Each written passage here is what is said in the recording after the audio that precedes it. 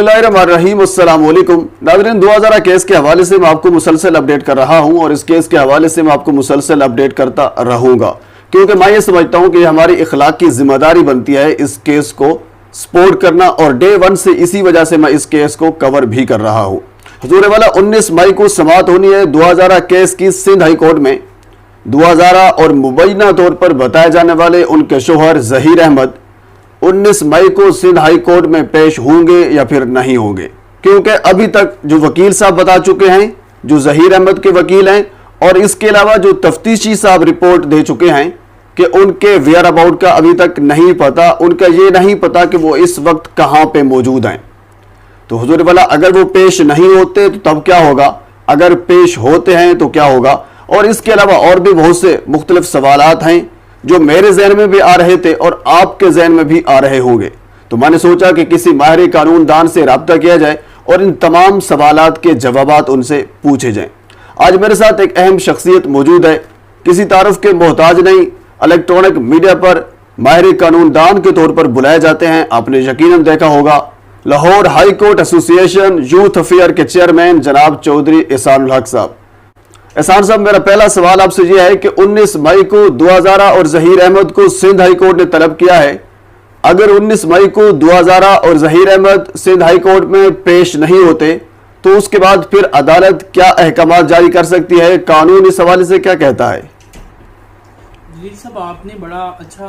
Topic का इंतखाब किया है जो आज दुआ ज़हीर वाला, ये बहुत टॉपिक है। और मैं आपको बताता चलूँ कि हमारे कोर्ट के अंदर डेली इस तरह की सैकड़ों की तादाद में लोग अपनी रजामंदी से शादियां भी करते हैं और उनकी डिवोर्स भी होती है, लेकिन किसी को भी मीडिया पे इतनी हाइप नहीं मिलती। ये केस भी उन केसेस की तरह एक सिंपल सा केस है। मीडिया के अंदर इसको सिर्फ इसलिए इतनी हाइप मिल रही है कि कुछ ह्यूमन राइट्स के नाम पे जो तंजीमें चलती हैं वो अपने फायदे के लिए इसको इतनी हाइप क्रिएट कर रही हैं और पाकिस्तान के इमेज को बदनाम करने के लिए इसके ऊपर की जा रही है। और बेसिकली हमें चाहिए ये कि इसके ऊपर वाज़ेह लेजिस्लेशन की जाए गवर्नमेंट की तरफ से कि जो हमारा क्रिमिनल जस्टिस सिस्टम है उसको टोटली रिवाइज करके बेहतर किया जाए और उसके अंदर जो लैकूनाज हैं उनको दूर किया जाए, ताकि कोई भी शख्स अपनी मर्जी से जहां रहना चाहे, जिस तरह जिसके साथ जाना चाहे वो जा सके, और जो पेबर्टी अपना बलूगत की उम्र का जो इशू है उसको भी क्लियरली तरीके से डिफाइन होना चाहिए ताकि किसी किस्म का कोई इबहाम बाकी ना रहे। अब इन्होंने कानूनी एक स्टेप लिया और इन्हें लॉ का शेल्टर हासिल है, तो अब कोई भी कोर्ट ऑफ लॉ में उसका बयान जो है उसको अगर उसके वाले साहब की तरफ से पटिशन फाइल भी की जाती है तो बच्ची का जो बयान है अगर वो पेश कर दिया जाए तो उनके ऊपर कोई क्रिमिनल प्रोसीडिंग इनिशिएट नहीं होगी। तो बस थोड़ा सा पाकिस्तानी लॉ को इसके ऊपर मजीद क्लैरिफाई करने की जरूरत है मेरे पॉइंट ऑफ व्यू के मुताबिक। अच्छा एहसान भाई, मेरा आपसे दूसरा सवाल यह है कि एक सूबे से दूसरे सूबे का डिफरेंस आ रहा है, यानी बंदा एक सूबे से बिलोंग करता है जबकि केस उसका दूसरे सूबे में है, तो फिर ये जो डिफरेंस आ रहा है एक सूबे से दूसरे सूबे का, ये प्रोसेस बेसिकली क्या होगा, इस हवाले से भी थोड़ी सी रहनुमाई कीजिएगा। और ये जो आपने अभी क्वेश्चन किया है कि सूबे का प्रोविंस का डिफरेंस आ रहा है, बेसिकली हमारे पास जो लॉज हैं वो with in the ambit of Pakistan की जो टेरिटोरियल जुरिस्डिक्शन है उनमें अपना यूज़ करने के लिए है, और ये ऑफेंसेस और ये क्लॉजेस और इनको पेनलाइज करना और ये सारी चीज़ें पाकिस्तान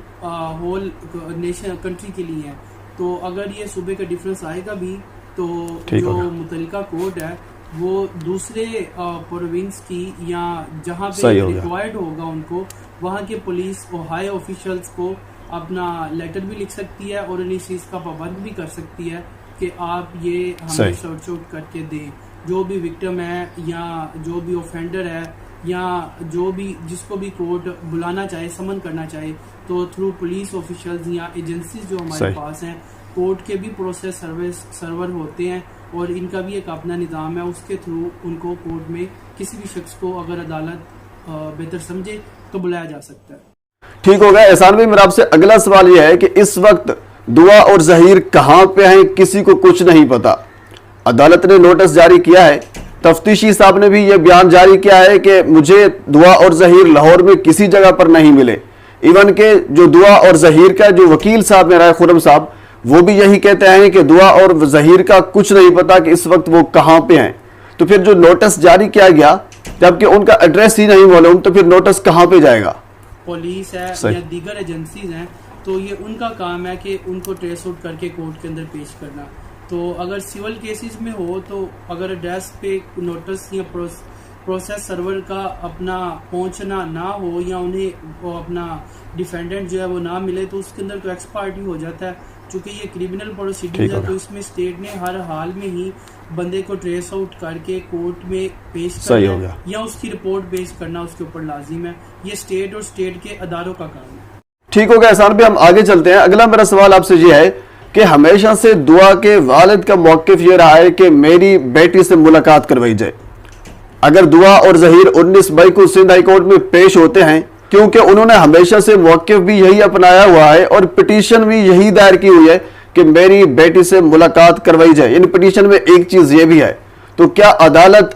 دعا زہرا کے والد کی دعا کے ساتھ ملاقات کروا سکتی ہے؟ یہ پاسبل ہے؟ اگر یہ ملاقات کروائے گی تو یہ پروسیس کیسا ہوگا، کیسے ملاقات اس کی کروائی جائے گی؟ دیکھیں اگر دعا اور ظہیر کورٹ کے اندر پیش ہو جاتے ہیں تو کورٹ انسانی ہمدردی کی بنیاد پہ بالکل ملاقات کروا سکتی ہے اور ود ان دی اپنا کورٹ باؤنڈریز یا کورٹ کے اندر ہی ملاقات ہو سکتی ہے. کیونکہ دعا نے مجسٹریٹ صاحب کے سامنے جو بیان دیا ہے اس میں وہ یہ چیز الیج کرتی ہے کہ اسے اپنے والد سے اور اپنے بھائی سے اور اپنے فیملی ممبر سے خطرہ ہے. تو جس سے خطرہ ہو کورٹ نے سب سے پہلے یہ چیز ایشورڈ کرنی ہوتی ہے کہ اگر کوئی شخص کورٹ میں آیا ہے with in the umbrella of law, اگر وہ آیا ہے اپنا اسرٹین کرنے کے لیے تو اسے اس کی جان بھی سیف رہے اور اس کے اوپر کسی قسم کا جسمانی یا فزیکلی یا مینٹلی ٹارچر یا تشدد کسی قسم کا بھی نہ ہو. تو اس لیے اگر ملاقات ہوگی بھی تو وہ اوپن کورٹ کے اندر ہی ہوگی. اس کے علاوہ اب وہ اس کی عزت اور اس کی جو مینٹیننس کا ذمہ دار اس کا شوہر ہے، اب وہ اپنے شوہر کے ہی کہنے پہ اپنے تمام ایکشنز یا اس کی مرضی اور کنسرٹ کے مطابق لے سکتی ہے اور اپنی ول کے مطابق وہ آزاد ہے کہ اپنی زندگی میں جس طرح وہ گزارنا چاہیے. کیونکہ اب وہ اس کی اپنا لیگلی طور پہ شادی ہو چکی ہے اور ویڈڈ کپل جو ہے وہ اپنی مرضی سے اپنی زندگی گزار بھی سکتا ہے. اور پاکستان کا لا بھی اس چیز کو اشورڈ کرتا ہے کہ ان کو رائٹ آف لائف دیا جائے، ان کو رائٹ آف مومنٹ دی جائے اور ان کو رائٹ آف لیونگ، کسی بھی جگہ پہ رہنا چاہیں، کہیں بھی جانا چاہیں، کہیں آنا چاہیں، کسی جگہ پہ کاروبار کرنا چاہیں تو ان کے پاس یہ قانونی اور ہر طرح کا رائٹ موجود. تو جی ناظرین، یہ آپ نے چودھری اسلام الحق صاحب کی گفتگو سنی ہے، ماہر قانون دان ہیں. کیونکہ جو ہسٹری ہے وہ میں آپ کے ساتھ بے شمار مرتبہ ڈسکس کر چکا ہوں، بارہا اس پر ویڈیو بنا چکا ہوں. اس کی وجہ یہ ہے کہ دعا کے والد کا ہمیشہ سے 2 موقف رہے ہیں. ایک موقف ان کا یہ تھا کہ میری بیٹی 14 سال کی ہے جس کا نادرا ریکارڈ میرے پاس موجود ہے، اس کا بے فارم ہے، اس کا برتھ ڈے سرٹیفکیٹ ہے، اس کا پاسپورٹ ہے، یعنی تمام سارا کا سارا نادرا ریکارڈ میرے پاس موجود ہے. یہ ان کا موقف رہا ہے کہ بچی 14 سال کی ہے تو اس کا نکاح ہو ہی نہیں سکتا، تو پھر شادی کیسے کرے گئی. اور اس کے علاوہ انہوں نے یہ بھی کہا ہے مختلف ویڈیوز میں، مختلف انٹرویوز میں، دعا کے والد مہدی کاظمی صاحب نے، کہ ہم اہل تشیع ہیں، ہم شیعہ مکتب فکر سے تعلق رکھتے ہیں، تو ہمارے ہاں ولی کے بغیر یعنی سرپرست کے بغیر بچی اپنا نکاح کروا ہی نہیں سکتی. اور اس کے علاوہ سندھ کے قانون کے مطابق 18 سال سے عمر کم ہو اگر بچہ ہو یا پھر بچی ہو وہ اپنی شادی نہیں کرا سکتے، ان کی شادی نہیں ہو سکتی.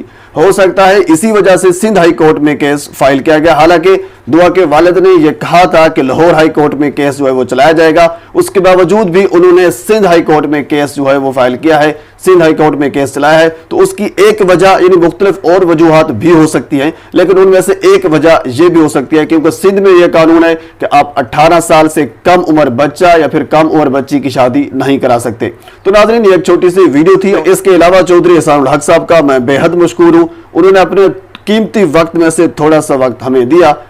چودھری اسلام الحق صاحب کسی تعارف کے محتاج نہیں، وہ الیکٹرونک میڈیا کے بڑے بڑے جو چینلز ہیں اس پر ماہر قانون دان کے طور پر بلائے جاتے ہیں. شاید آپ نے پہلے بھی ان کو دیکھا ہوگا. تو بہرحال میں بے حد مشکور ہوں چودھری اسلام الحق صاحب کا، اور اس کے علاوہ آپ کا بھی، کیونکہ آپ نے بھی ٹائم نکالا میری ویڈیو کو دیکھنے کے لیے.